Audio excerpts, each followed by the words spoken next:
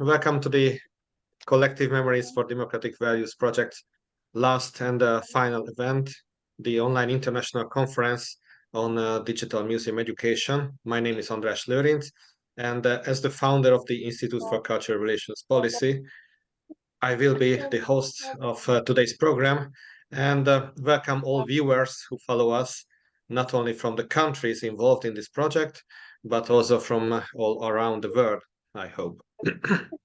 Today's meeting is a part of the CoMeDeVa project, which is a capacity building project supported by the Erasmus Plus program of the European Commission.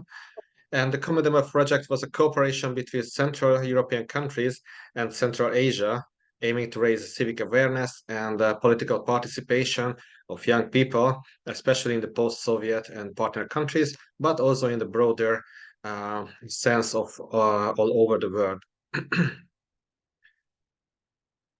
This project's partners were the Adel Slovakia Association, the Active Youth Association in Lithuania, the International Debate Education Association in Central Asia, Public Foundation in Kyrgyzstan, the Youth Public Association of Shymkent Access Alumni in Kazakhstan, the Turga from Mongolia, and the Tashkent State Pedagogical University from Uzbekistan. The partnership of these 7 organizations look back already for 4 years. This project was initiated in 2019 and was started during the COVID pandemic, and then continued amidst the war in Ukraine and other international conflicts that has shaped the recent world history and naturally affected the implementation of our project as well. As the German philosopher Georg Hegel said, we learn from history that we do not learn from history. I believe that one of the main aims of our project was to look back to our recent past, full of burdens caused mainly by the Soviet regime in our countries, and to find those new ways and methods which can help us to understand that our collective memories can be educational resources, and thus we can strengthen political participation and awareness of democratic values among young people, both on national and international level. I also believe that the CoMeDeVa project achieved its great aims by implementing a series of activities, including a training course in Slovakia in 2021, and then conducting a research on digital museum education in 2022, which resulted in a soon-to-be-published guidebook and an online platform. The project also included a youth exchange program recently organized in Bishkek in Kyrgyzstan, and 5 job shadowing activities in many local activities, workshops, and dissemination conferences hosted by the partner organizations and attended by hundreds of young people and stakeholders. In order to have a deep understanding of the project and its main outcomes, I would like to give the floor first to Jana Turanska, a representative of Adel Slovakia, who will shed light on the role of historical museums in training and education of young people and the best practices connected to digital museum education. After her presentation will be followed by a message from Tatiana Kalko, who is the main developer of our digital platform. Unfortunately, she cannot join our event today, but she sent us her video message that I'm going to share with you.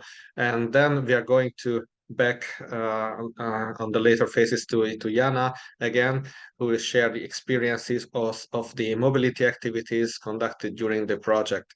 And as a closure of today's event, we will give the floor to all project partners to share their experiences, including participants of the recent youth exchanges and local actions, and I will ask them to share their experiences and to tell us what were the main outcomes of this project and what this project meant to the development of the organization of our partners. So I would like to give now the floor to Jana Turanska from Slovakia. Jana, please. Thank you very much, András. Good morning or good afternoon, depending where you are, everybody. It's my great pleasure to see some familiar faces and meet some new ones. My name is Jana, as András already introduced me. I'm from organization Adel Slovakia. And our organization has been one who was responsible for research that was conducted as a part of this project. So I will be shortly describing the research and what we learned from it and how it shaped the course of our project and the activities. And it will be my privilege to also present to you activities and the outputs created by the participants during the mobilities, because I also worked as a trainer during both of these mobilities in Trnava, also together with my colleague. So just to establish some common ground, we already talked about it briefly, or Andras already talked about it briefly, that our starting point were socialist or post-socialist countries, or countries who had some kind of experience with the socialist communist past, that are even today shaped by the same experiences. There are the same buildings, certain products, even certain environmental difficulties that were caused by very insensitive exploiting of the nature during this time period. Maybe that is more a topic for discussion. We also share certain features in our mentality as the countries who were affected by this regime. There is definitely an effect on how the elections, legislation, government, and policies were shaped, especially after the fall of communism, which way the countries developed, how far they went towards the democracy, or what were the changes and challenges they were facing, or they are facing nowadays. So preservation and usage of this heritage, whether you see it as from the more positive or negative side, would definitely serve as an educational resource, is a part of our collective memory in Central Eastern Europe and also in Asia. So we were aiming to strengthen active citizenship and political participation of the youth, bring awareness about the importance of democratic values through the project, which focused on this common heritage. So as it was said, there were countries from Europe and also Asia, which brought a great diversity into our consortium and into all our activities, because it was a great cultural mixture with the different religious, political backgrounds of the people, different opinions. So just the meeting of the young people and the young professionals from this variety of backgrounds was enriching on itself. We focus on virtual museums, which will be presented during the video by Tatiana. So I would just like to point out that there is a web page where all these outputs that I'm mentioning will be presented, and that's Virtual Museum Pont Education. So you will find it all online, and I believe Andras will share a link with us also in the chat. The research itself was focused on museums as institutions, and we looked at the best practices in each of the countries that we were researching. The majority of the research was conducted in 2021, with the report being finished in January 2022. So some of the information at this point might be slightly outdated, but I still believe that this research conducted by the partners provides a valuable inputs into our understanding, how we see the museum education, how we see the virtual museum in each of the partner countries. Because of the effect of COVID pandemics that was taking place throughout the duration of the project, we also looked in our research in how the COVID pandemics affected the museum visitors. So we were looking at the role of historical museums in the training and education of young people. So we were aiming to explore the state of affairs in each of the country and collected the best practices, as I mentioned, in order to learn what is the situation. Each partner gathered the data based on official statistics and officially publicly available data, and we also conducted our own quantitative research. The project duration coincides with the COVID pandemic, so some questions were focused on this experience in a connection with the virtual museum, in the connection with the museum education visits. You can find all the statistics and the sources of these statistics and information in a comprehensive research booklet that will be available online. We were looking at the availability of services, work conditions of the museum workers, state of education, whether there is educational department, what is the importance of education within museum institutions, because not everywhere the educational aspect of the museum is equal, not in each country. And in the broadest sense, so we start to look at how common they are, what are the examples. The quantitative research part was targeting the respondents of variety groups, age groups, educational backgrounds. However, the majority of people interested in our research were people between 18 to 24, mainly with university education. So I would like you to bear in mind that this was our sample, and the results are mainly reflecting the interests and opinions of this age group and this the group with this particular educational background. It is also a target group with which majority of our partner organizations work with. So it's really important for us to know what actually this group thinks and what are their habits when it comes to museum education, excuse me, and museum visits. So we have been asking about the motivation, which was for these youngsters mainly connected with the specific topics of the exhibition and desire to learn something new. And we were also asking about what are the resources for the information, how people choose the exhibition or the museum they're going to visit. It was mainly through social media outlets or traditional media, but in an online space. Just the minority of respondents was reached via printed media. I think this is really valuable information to highlight, especially because we are trying to offer the research and the tools that we created to smaller initiatives, partner NGOs. So it's really interesting and important to know where to allocate your resources if your resources are limited, and how to promote your educational initiatives. So it was really predominantly online space that was actually leveraged as a effective tool for museum education, for online museum promotion.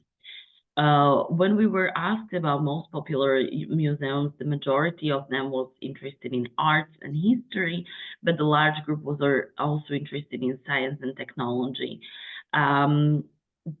There is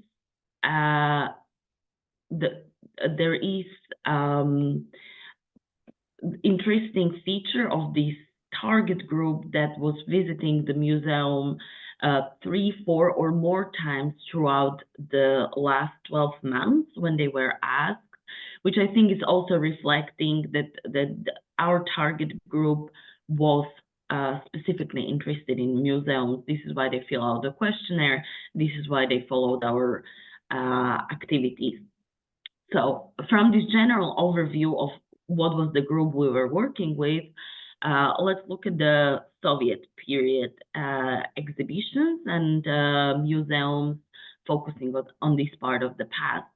Because when we were asking about, do you know any exhibition museums focusing on the Soviet period in your country, the overwhelming majority agreed on the importance of the exhibition. They knew some exhibitions, but and they saw it as a very important of their national historical memory. However, the visitors were not so frequently visiting these types of exhibition. Majority of the respondents had not visited any exhibition related to Soviet or post-Soviet past memory in their country. So they considered it important, but they did not experience that. For them, what was important, because this was the younger generation that not always necessarily experienced the socialist past or the change of the regime. So for them, it was important to already learn about the past they had not experienced. So that was for them very interesting, which is the difference between the generations. They were interested in anti-communist resistance and preservation of the historical memory. Then we looked at another part of the museum research, and that was the online museums. So bear in mind, this was just after COVID, or on the end of the COVID pandemic. And majority of the respondents has never visited online or digital museum, as we put it, which is very interesting. So from those who have visited online exhibitions of museums, the main benefit was no opening hours and no limits on the time how they can access for how long they can access the exhibition, and it was very cost efficient. So you can find the full statistics on all these topics, the interest in the museum, the frequency of the visits, the virtual museums, the state of the affairs in each of the countries, with the graphic representations in the research guide that I have already mentioned, where you can learn the details that I believe for Europeans, particularly from Central Asian data, would be interesting, and the other way around for people from Central Asia, the European results might be interesting. So from what we learned, we were able to see that while there was interest in socialist past and people find it important, there was no great interest in visiting museums on this topic. So we started to ask what could be the reason and how to make this topic that we considered very important more attractive for the target group. It was also important for us, despite pandemics, not many people visited virtual museums or museums online. So the question was, why it was not interesting, what was the problem, and how can we make the virtual museum platforms more interesting? So we focused on answering these questions during the mobilities in Trnava and Bishkek that were already mentioned. So what I would like to do, if that's okay, I would like to go ahead with a little bit of information about the mobility and what we created. And I think then it would make sense to give space to Tatiana's presentation to see the museums themselves, if that's okay. So when it comes to mobility and the experience, the virtual museums are very low-cost educational solutions. So this is what we are aware, and this is why we are aiming with all these tools to give them to partner organizations, to organizations outside, and we would like to give a blueprint on how to work with these educational solutions while maintaining the cost as low as possible. So this was also the aim of the participants of the mobilities. They were not developing something huge, but they were more brainstorming and looking for solutions that even smaller initiatives, let's say activist groups, NGOs could use, and which they can use to focus on education through the historical experience, but also they can use it as an inspiration for other subjects they are focusing on, or this could be a great tool for the small regional museums with a very limited budget, because as we know, this is often the case. So as I said, I had the pleasure to be a facilitator in Trnava together with my colleague, and I myself being historian and educator and also working with online historical educational platforms. I will be describing what we created, and if you feel like there is not maybe enough context of how to tie what we created with existing initiatives, feel free to ask me after I present the information. This is my background, so from where I stand, I can try to answer as best as I can. So first in-person activity was the activity in Trnava, and it was training for youth workers and young people who are somehow active in their communities. So they have met on museum educational training course under the title Learn from the Past, Look to the Future, which took place in Slovakia during the June and July 2022. There were 4 representatives from each partner country, and the facilitation and guidance was provided by 2 trainers. The age group was not restricted, so we had a variety of youth workers coming from different backgrounds, which I think was particularly enriching. The primary course was the primary goal of this course was to equip youth workers with museum educational knowledge while exchanging ideas in this multicultural space. And we're trying to integrate non-formal educational method within museum educational context.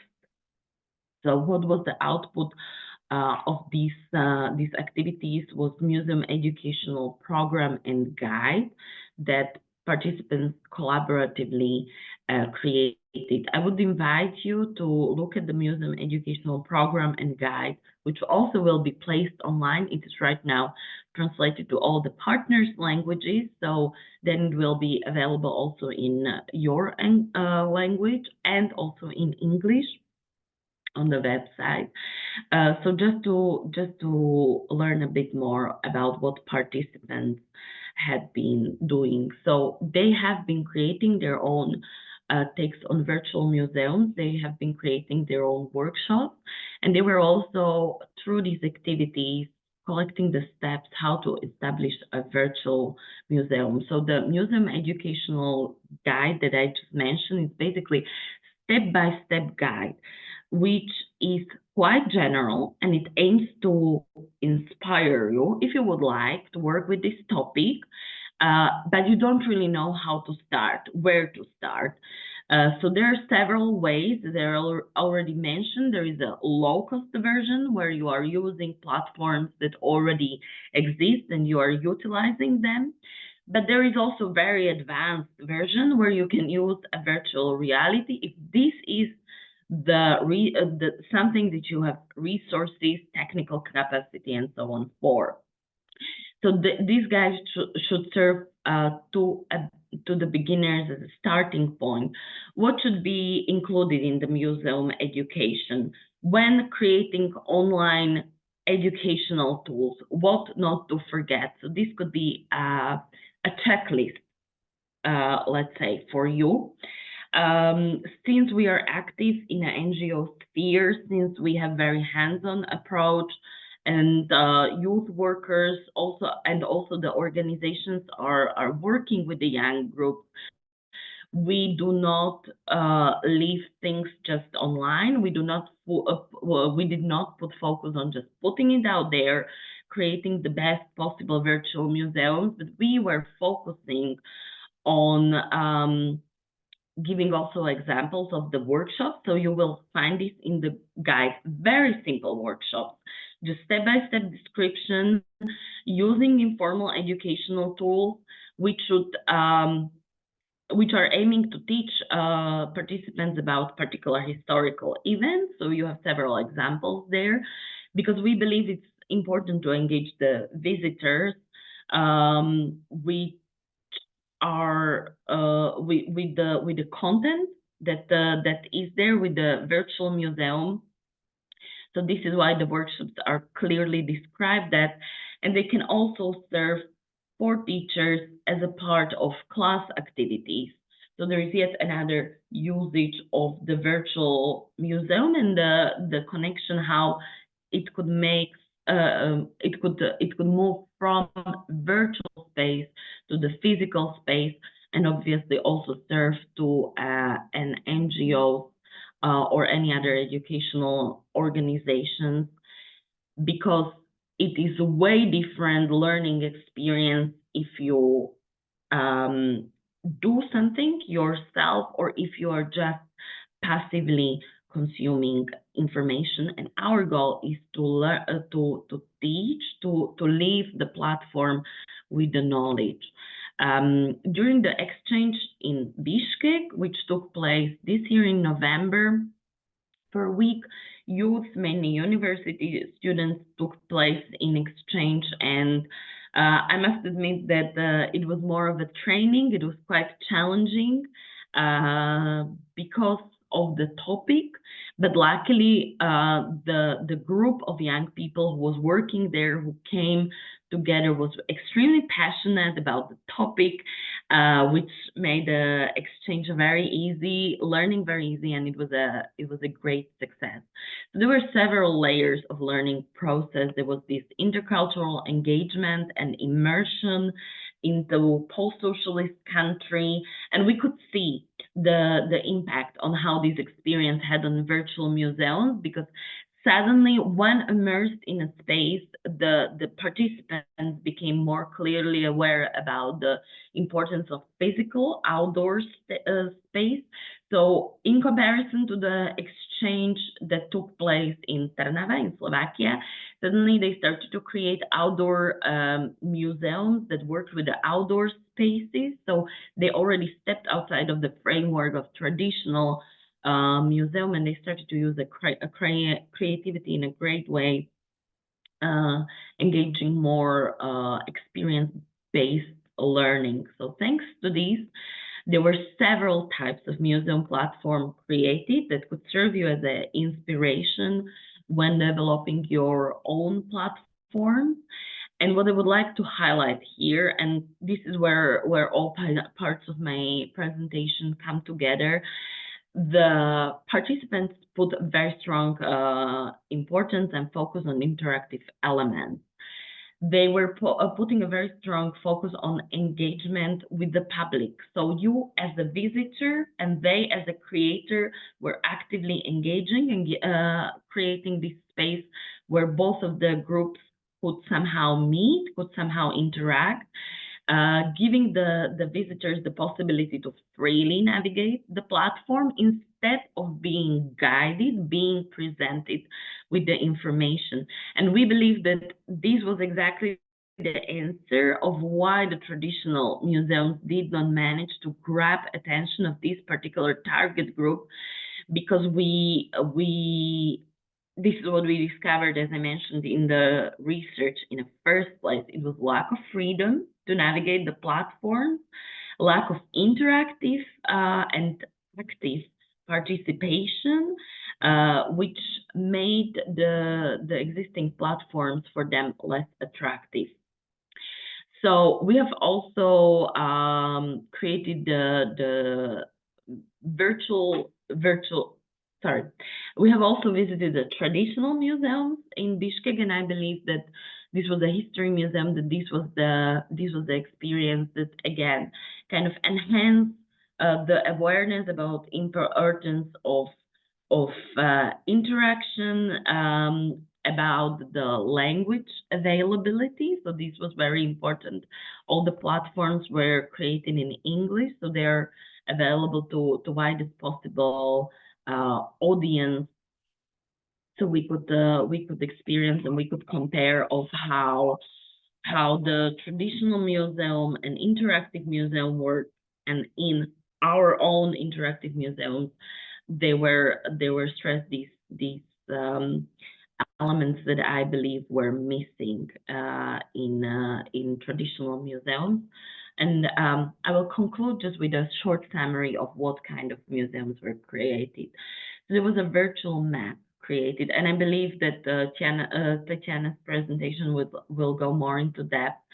I just want to point out that outdoor virtual map was focused on the spaces because, as I mentioned at the very beginning, we live in the spaces in a post-communist countries, post-socialist countries, where the outdoor space it still preserves the traces of these regimes, the buildings, the architecture, the art present everywhere around us can serve as a museum. So this is why it is interesting to engage the visitors in an outdoor space, because we have this unique possibility here, and there is a lot of spaces, a lot of buildings, a lot of monuments that disappeared. And the idea of the creators was also put this information in the app and start to ask why, what kind of memory we are presenting, preserving. So that's another level.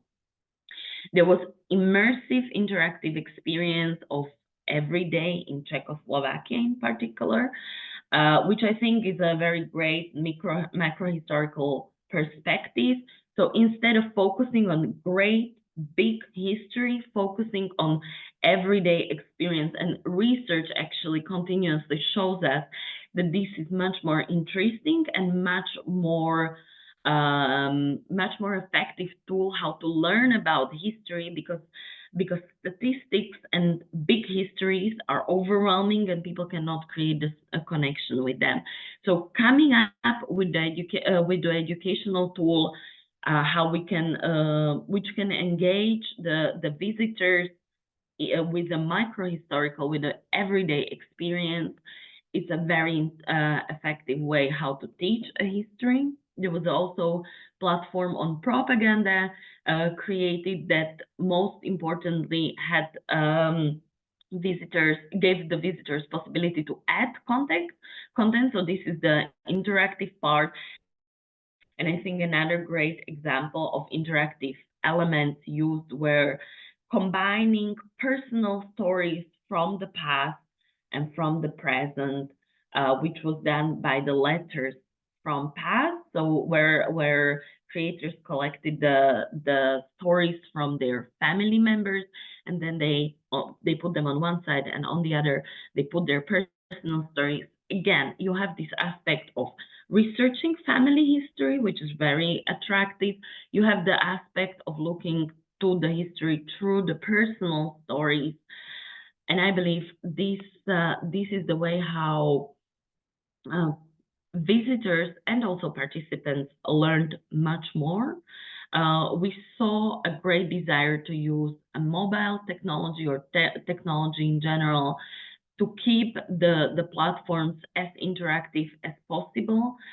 We saw the perspective of the personal stories, as I already mentioned, as an engaging element.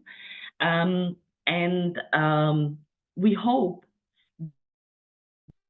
that this sample, that the demonstration of the fact that you can create something very interesting also on very low budget, would serve as an inspiration for the future initiatives that may develop from this project, or to other organizations who are seeking for the ways how to make their educational content more interesting for the young visitors group that we researched and we focused on. So our tool was the socialist path, but we believe that this is not a limitation and you can use a variety of other topics. So thank you very much for giving me the space to present my passion and to present the wonderful outcomes that were created by the participants in Trnava and in Bishkek. And I believe that it will be great if we can see the platforms themselves. Thank you very much. Thank you very much, Jana, for your presentation, and I think it was very comprehensive guide to our project and what we did. during this last 2 years, 2.5 years, let's say. So basically, we can go on now with the short presentation, or actually, it's not a presentation, but a message, I would say, a message from Tatiana Kalko, who was a participant from Lithuania in the Bishkek meeting. And of course, she did the job shadowing after that. So she also has a very deep understanding of this project and what has been achieved so far. So she is now helping us to conclude the platform, the online platform that was presented by Jana mostly.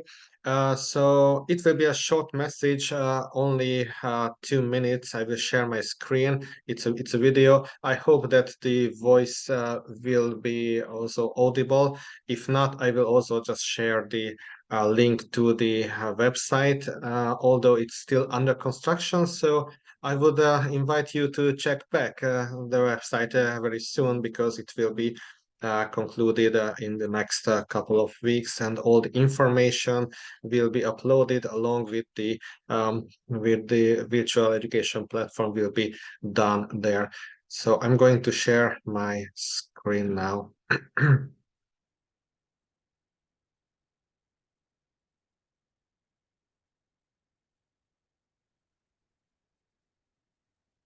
Hello, everyone. Today, I get to share the communication platform. It's a digital space dedicated to memories of socialism as experienced and collected by today's youth. The aim of this platform is to make history exciting and interesting for young people. The virtual museum can also touch get back every day during social. I made it interactive, mixing different sides, present history with must emphasize here just the draft version of what is to come. Information is the contingency. There's this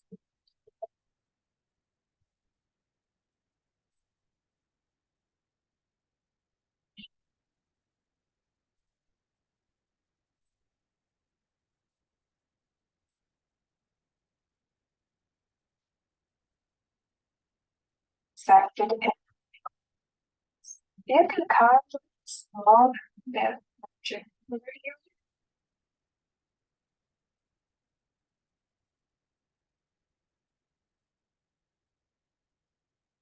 So check out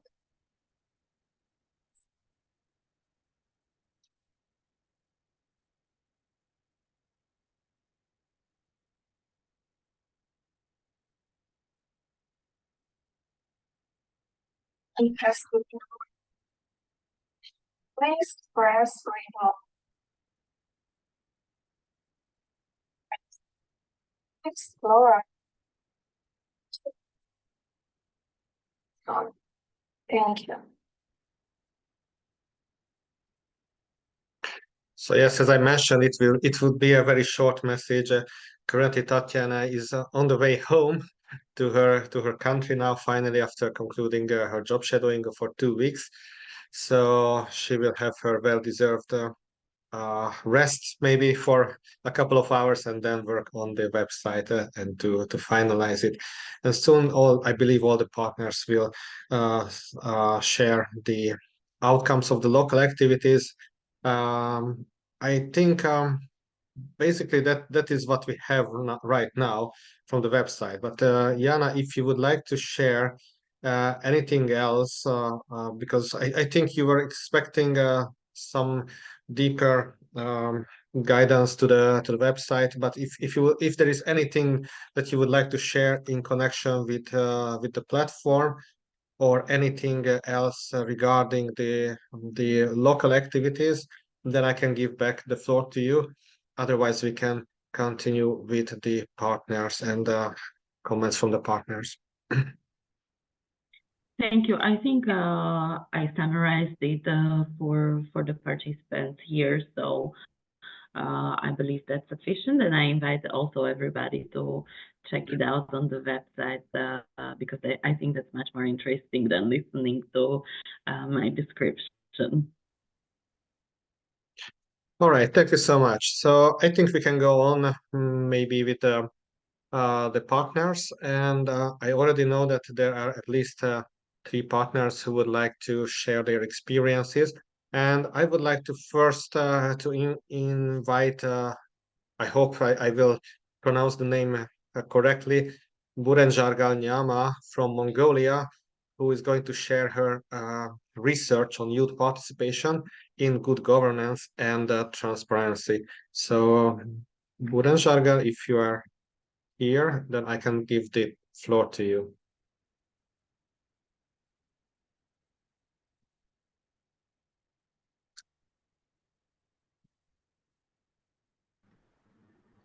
Can you hear me? Yeah, we can hear you. Yes. Okay. Hello, everyone. Good evening. In Mongolia, it's already getting dark. And so I'm excited to sharing my research findings. It is not related to digital museum, but our organization starting new project. So now I will share my experience. Can you give me the access to share my screen?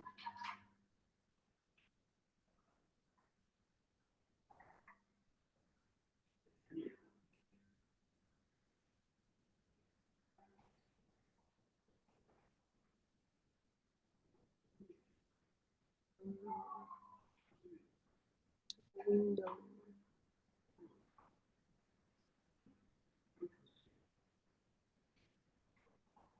Yeah, I think now you have the option to share it. Okay.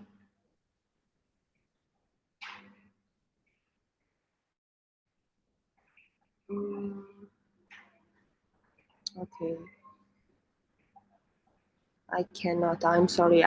Can I send you my presentation? Yes, sure, no problem. Okay.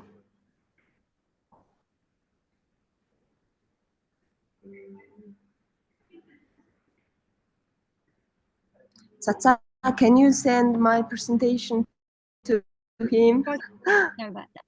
Now I will start. Yeah. Can Thank we you. talk about the slides like? Okay. So my research focused on the education loan fund, and so next few minutes I will just talk about the background and objectives and what is the key findings and challenges of this organization. So Education Loan Fund plays vital role in supporting Mongolian students who are pursuing higher education. And this organization is a state agency. You can understand it's the public office served for the young people. And so the background of my research focused on understanding how this fund serves the students and what is the problem of this organization.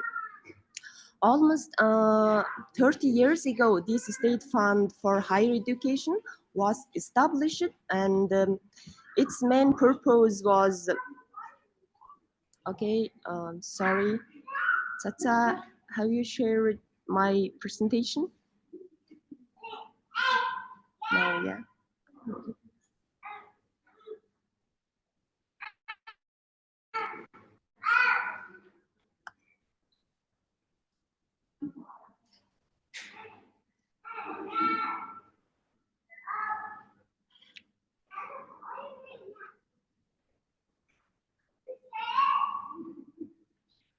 So I'll just send the slides. So while the slides are being sent, I just want to use this time to introduce. Okay, yes, Is that going to be okay? yes, I will continue myself. And then this organization is established 30 years ago. Its main purpose was to help the qualified and motivated students, but without financial capable. Unfortunately, last year, some whistleblowers had raised serious issues regarding the illegal decisions and actions of the Education Loan Fund. It related to the selection process of the loan and grant programs for higher education. It had become a starting point of the huge corruption scandal involving the Educational Loan Fund, and the Minister of the Education and Science had taken a step by issuing official statement to the public. The fact that the minister has publicly revealed the list of lenders and grant receivers, so it represents the moment in this organization's history. For the first time, the fund is taking such proactive steps towards transparency and accountability. And many people realized that the grant and loan programs of the fund was not accessible for the intended target group. It couldn't reach the student who have potential capability, but financial problems. And so Mongolian society divided several groups and discussed these corruption cases, and also they blamed each other. So, but the main question is that why over the 30 years has no one, especially the young generation between 19 till 35 years old, had not raised this issue? Why not make a voice for themselves? So I aim to investigate how the fund operates, the challenges it faces, why young people cannot be active for themselves. So I decided to conduct a survey among university students. Following the Mongolian statistics, 150,000 students are studying at universities in 2023. So my sample size is 350 students, and I formulated my questions to know their attitude and information towards the Education Loan Fund. Now I will show you my findings. And my first question was, do you know about education loan fund programs and opportunities? And then only 40% of the young people, the students, answered that yes. And please, next slide.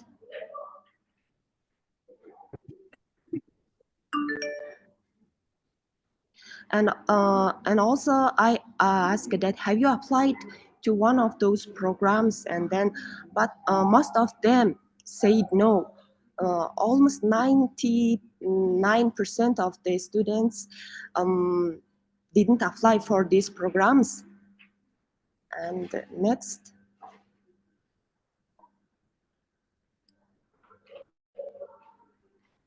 And also, already these programs transferred to the digital version, and then but the students still don't have any information about this online service.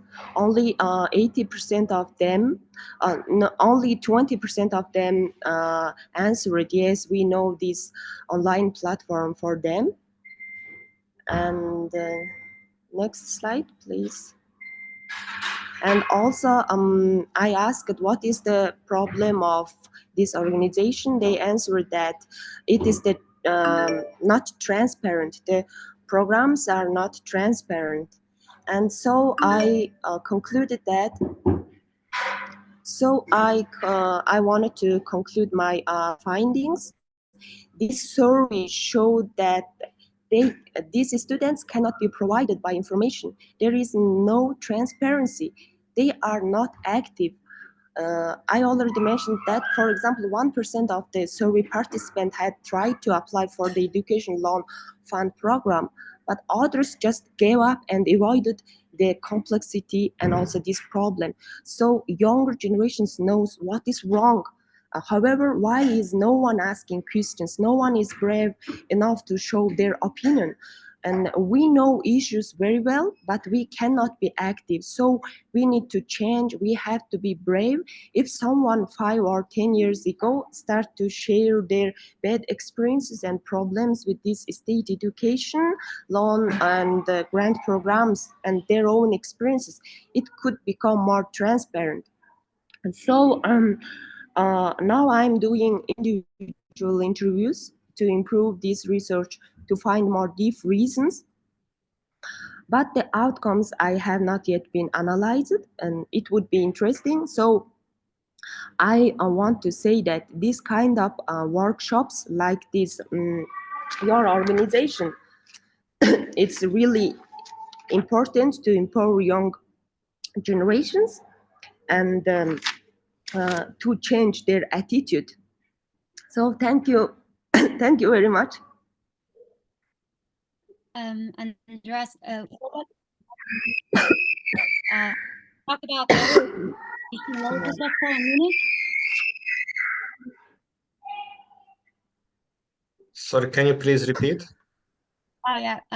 Will that be all right if I talk about our organization just for a minute? Yes, that would be great. Thank you for sharing, first of all, Buren Jargal. Yes, Nara, please share your experiences in this project. We would love to hear from your perspective. Floor is yours. So first, Rina, thank you for sharing her research experience, because this research we are doing domestically is exactly what we motivated after we doing the CoMeDeVa project. Like, this research is fighting corruption and youth participation in fighting the corruption. But CoMeDeVa was our biggest project. We've been only 2 years in this non-profit, and that we established 2 years ago, our organization. So we learned a lot from this program. First of all, I participated in youth exchange program in Slovakia, and I was telling the organizers that we learned a lot from that. For example, we learned a lot of methods and how to organize the workshops and etc. That was the biggest benefit.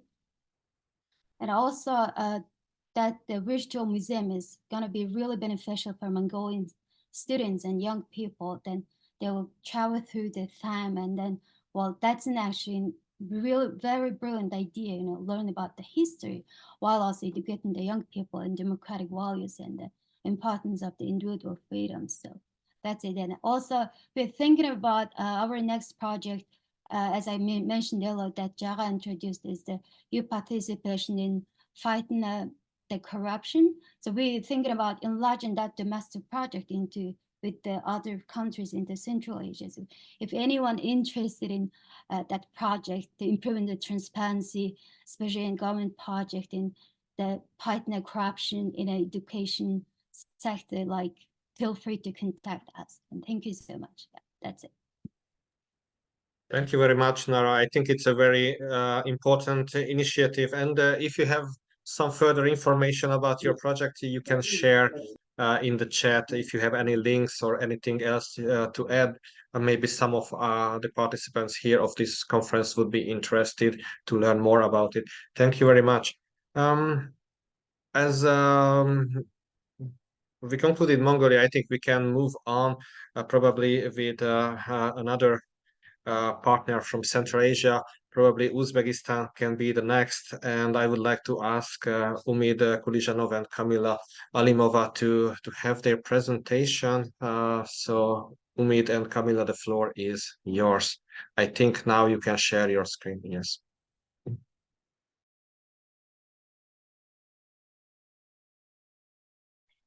Hello, everybody. Can you hear me? Okay, good, because the connection is quite bad today, so I can't turn on my video. Sorry for that. I would like to share our experience in this program. In my opinion, the whole project was a great idea because we learned a lot, not only me personally, but also my colleagues, students from different universities. They learned a lot about this experience. So what's important to say that this kind of youth exchange help us not only learn something new, but also help us to learn different things about cultural background, to do some cultural exchange, as we had cultural evenings, so we learned more about other countries. We also could open ourselves in different kind of activities like energizers. Thank you, Jana, for these great activities and for all of you, because it was really great to do this kind of exercises. Also ice-breaking exercises or different kind of dances and other stuff like that. So it means that we can be more flexible if we try to think in a better way, if we try to find something new, how to learn different kind of things. In my opinion, it was great that we had exchange in our culture. For me, for example, it's very important to explain how people in my country live, and it's very great for me to learn something new from other countries. So after a while, we can travel there to share more experience, not only about culture, but also gather for new projects. So we can work on different kind of activities. The idea of the whole project was to motivate young learners to search more information about our history, to learn about socialist past, to be able to create a virtual museum. And in my opinion, for example, me and my colleagues learn a lot about different platforms that can be used in creating different kind of posters, presentations, and I was really amazed with the work of every group, because everybody was interested in making something new that will work in the future. It's not something that will leave just during the project. It's something really great, and it will be good for our future life. So I think that this kind of experience motivated not only me and my colleagues, but I hope all of you to learn something about your historical background, about cultural background, and how our history influences on our lives and on our lifestyle. So that is all from our side. I hope that I said something positive for you, and you will be more interested in making this kind of projects in the future. Thank you for your attention.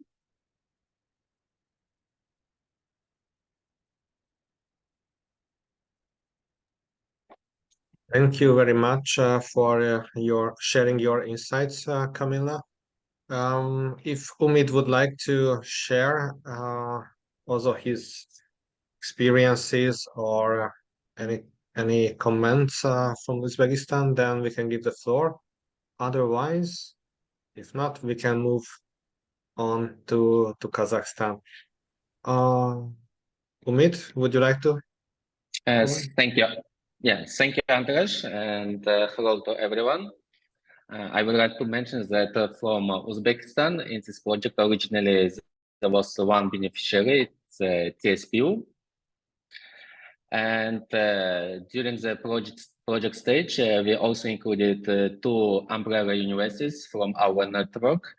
And in most of the activities, participants from all 3 universities took active part in it, and they helped us in the research stage as well, not only in training courses. And recently we organized in all the establishments, we organized training courses, and we had some local conference.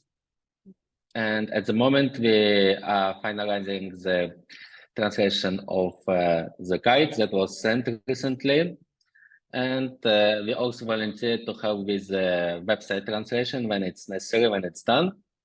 And overall, I can summarize that our experience was enlarged and our network also increased with such a good participation with new friends, new partners. And we hope in the future we will continue this partnership and collaboration on the other Erasmus projects. Thank you. Thank you very much, Umid, for your insights. Yes, basically, I have to add that the website and the platform will be also translated some parts in Russian, because we think that it could be a even more inclusive project if we add this one more language, because it is proven to be the lingua franca still in many of the Central Asian countries and also beyond. So I think it would be really a great added value to this project if the main results could be accessible in a Russian language as well. All right, I think now we can move on to Kazakhstan, since we have Danara Saranova here, who would like to share the experiences of her organization. And I think Rahim and Nasibeli from participants from Kazakhstan would also like to share some of their thoughts. Danara, the floor is yours. Thank you. Hello to everyone. Thank you for this opportunity. Dear participants of the meeting, my name is Danara Saranova. I'm from Kazakhstan, head of ASA non-government organization. I would like to share with our experience. So I want to say that this project started more early in one of the OEC project, where 57 countries participate there. And after we, like friends and partners, can use our partnership and cooperation ideas and can use in this project like a new step. So now, as you can see, we with a team of 7 countries were able to conduct the project at the high level despite the break due to COVID. So the project allowed to inspire youth people to develop their fields in museum education. In Kazakhstan, like for our organization, the project became a real source of inspiration of young people, allowing them to look at the new methods of work with a special interests. With projects not only attracted the attention of young people from different cities of our country to museums, but also became a powerful catalyst for the exchange of experience among the 7 countries. Just recently, as you mentioned before, as our partners mentioned before, using the framework of the project, ASA in Kazakhstan held a number of workshops with the involvement about 200 young people, NGO representatives and activities.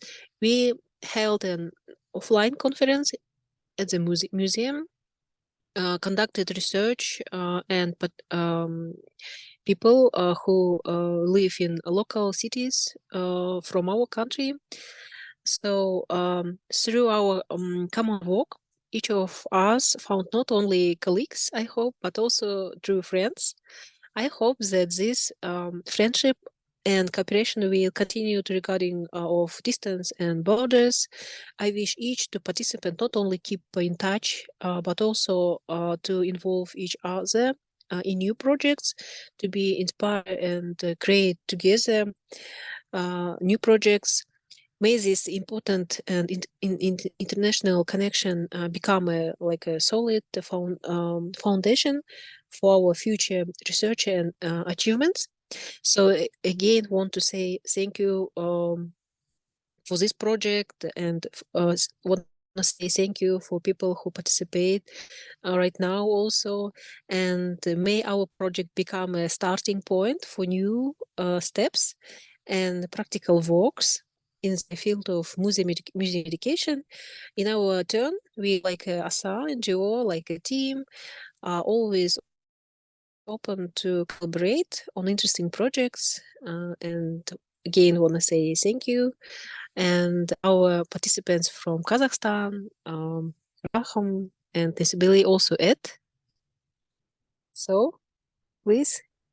Thank you, Ms. Donara. Hello, everyone. As a mechanical engineer student of second year, I would like to say that this project, this social project, was really beneficial for me because I could increase my experience, international experience, because it was my first experience in international projects that were abroad from Kazakhstan, except Kazakhstan, and I could destroy all my language obstacles also, and by participating in activities and the icebreakers and the charges of Yana as a facilitator, I was really excited by the idea, by the objectives of this project, because by looking into the past, we can avoid all the mistakes from the past and develop our future. So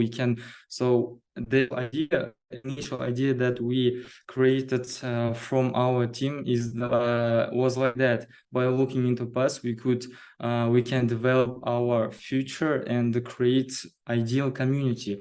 So I think that we could achieve this kind of objective. And also activities like creating posters for the targets, or just creating a prototype museum, brainstorming many ideas was really challenging for us, but we could win it, because as a team, not national team, whole team, for example, we mix it. Yana has mixed all the teams, countries. For example, we had team from 13 people, but we could create a real ideal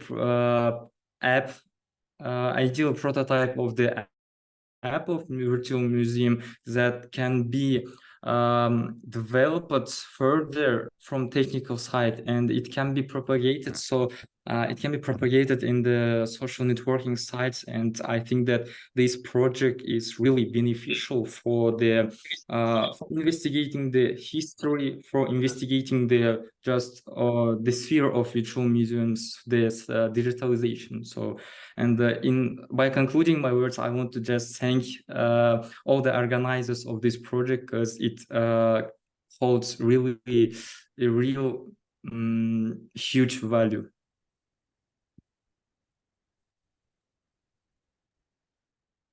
Thank you very much, Danara, and also Rakim, Team ASA from Kazakhstan. If there is anyone from Kazakh team would like to share something, then I can give back the floor. Otherwise, we can move on to Hungary and to learn about the experiences and the feedbacks of the local dissemination event that we held last week in Budapest. I would like to give now the floor to Katya or Juliana from Hungary. Yes. Good afternoon or good morning. First of all, I'm really happy to participate in this kind of conference, and I would like to share my experience of organizing the dissemination event. So first of all, it was a unique experience because we gathered more than 30 active young people who were really into the topic of collecting this cultural heritage and influence the future and so on. So there were a lot of people from different countries, and from Hungary, from Eastern Europe in general, and from basically all over the world, because I don't want to name all the parts. So it was actually very productive. We started from the point of discussing like what does this heritage means for every country, that actually representatives of which countries were there during that dissemination event. And we also had this more like interactive part where we discussed like different ideas and insights about the project after we actually shared the main goals and in general output of the project. So yeah, I guess it was really we shared something new with people and we heard different ideas, and some people got really motivated to like continue doing some kind of researchers or being active in this topic, like of like collecting memories for democratic values. So that's how it was in Budapest, Hungary. Thank you so much, Katya. Basically, I think I ended on. I reached the end of my list of the presenters who were supposed to present here, but still we have time for those who would like to share their experiences from Lithuania, even, and from Kyrgyzstan. If you would like to share some of your thoughts, then the floor can be given to you. And if there is any question about the project, about the main outcomes, either to me, either to any of the partners or Jana, who was actually the heart of this project, and since the beginning, being the facilitator of two of the international mobility activities, and of course, giving her insights and making a great job with the guidebook and the final results concerning the online platform. So if there are any questions, I think now we can have the session dedicated for those questions and comments. If not,